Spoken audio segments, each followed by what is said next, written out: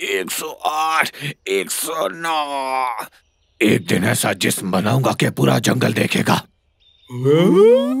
बताओ क्या काम है? हमें कलीला ने भेजा है, एक जरूरी खबर देनी है आपको। हाँ जल्दी बोलो। दरअसल इस बार पेशन गोई की गई है कि इस बार बहुत सर्दी पड़ेगी और सब नदियाँ बर्फ की वजह से जम जाएंगी।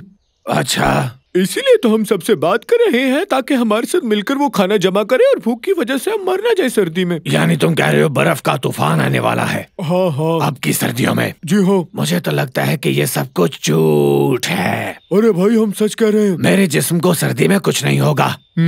अच्छा जी। भूल गए मैं कौन हूँ? मैं तुम्हें खा सकता हूँ।